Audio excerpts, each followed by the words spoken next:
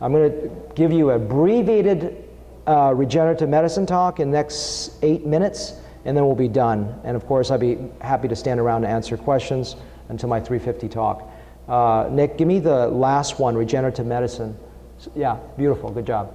Okay, so this really got me started.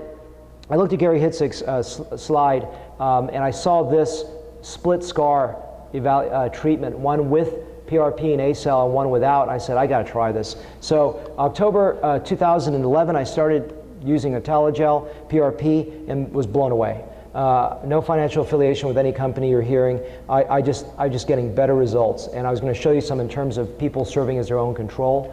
Now I use the Angel system. Again, no financial affiliation. The reason for it, I get a little bit more better control in terms of the quality and quantity that I can use. And so some of the thoughts is to keep platelet concentrations about 1.8 to 2.5x. Although you talk to different scientists, they're going to give you a slightly different answer. Some people believe 3 to 4x gives you the best bioavailability and bioactivity. And this is a complicated chart that's from the company that tells me how I'm going to scale this based on a physiologic concentration of platelets that I'm trying to achieve. And platelet poor plasma, listening to Tony Scalfani I think in Florida last year, or was it?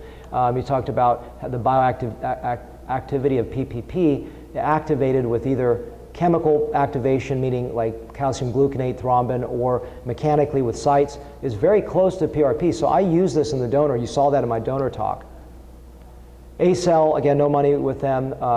This, you heard actually from David this morning, the use of this. I use the 100 milligram fine powder. I mix that with the PRP, shake it up before injection.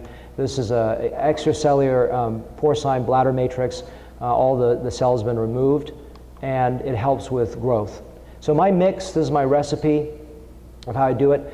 For surgery, in other words, when I use PRP and ACell with surgery, how I do this, I'll mix 120. I'll draw 120 cc's of blood, spun at 7% hematocrit. It gives me 35 cc's of usable PRP. I also have 20 cc's of PPP. And again, don't worry about too much of that. These are all in the book that I wrote in volume 1, but these are just concepts. I use this in the donor closure before I close the wound and afterwards.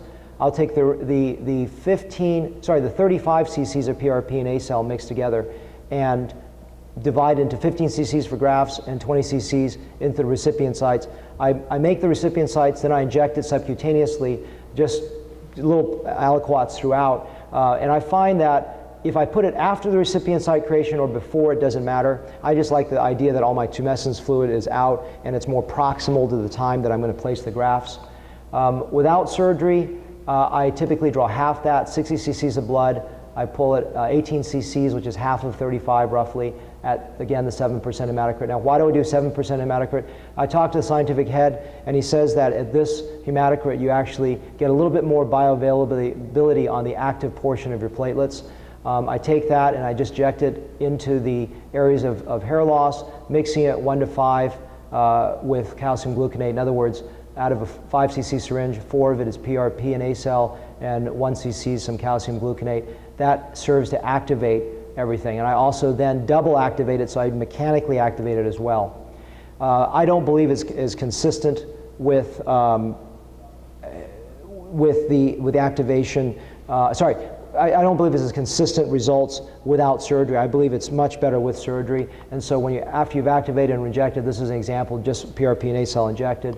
This is an example of gentleman I did surgery on, so a little poor growth on this. I came back, added the PRP and ACell for the second round, and bam. So this was around the time of October 2011 when some patients elected not to have it. And I started going, okay, everyone's got to have this because I'm seeing self-control. This one's hard to see in here, but I can tell you there was a lot of see-through after this result, and I came back and added, and I saw a tremendous benefit, especially when you're dealing with very fine grafts like FUE grafts. I really advocate using bioenhancement technology. Again, see-through effect, came back, hit it with PRP and ACell with a second surgery using that, got a much, much better result. Another thing I'm really passionate about, in the last year I've added liposomal ATP, and I can't tell you that this perfectly works, but I can tell you I've been very impressed over the last year. I've seen earlier growth, less shedding, much better outcomes. In fact, a colleague of mine, I was lecturing in Brazil, he's from California, he said, Sam, I've never used this PRP and ACell, but I was using liposomal ATP, when I added it, my growth results exploded. And they've actually done studies where they put the liposomal ATP in HypoThermosol, which is a storage medium, which I'll talk about in a second, and put a graft in there, and for 2 weeks, there's 96% bioavailability of that graft. Irradiated tissues, everything it holds. So I really believe that this is also very, very important. What this does essentially is during a chilling phase, an ex vivo time of that strip or of that graft, it starts releasing heat shock proteins, blocks off the sodium potassium ATP pump, and what this does is this guy patented a way for the ATP to keep that channel open so that the cells don't undergo intracellular swelling and death. So I think this is a very important adjunct to this. HypoThermosol is what I mix the ATP in, and this is a osmotically balanced product that is where the grafts get stored in. Another thing I just learned actually from the Chicago meeting is slowly get your grafts cooled. Don't get them shocked down into an ice bath. So I actually put it onto a chiller and allow it to slowly get to 40 degrees Celsius, because HypoThermosol doesn't work at room temperature. So you slowly get your grafts down instead of rapidly chilling them. Okay, because honestly, your first 6 hours, the grafts have similar survival unless they're dehydrated, and it starts to die as going farther from that. So you want to really minimize that shock time. So this is just you may want to take a photo of this if you want. I buy 50 cc's of ATP.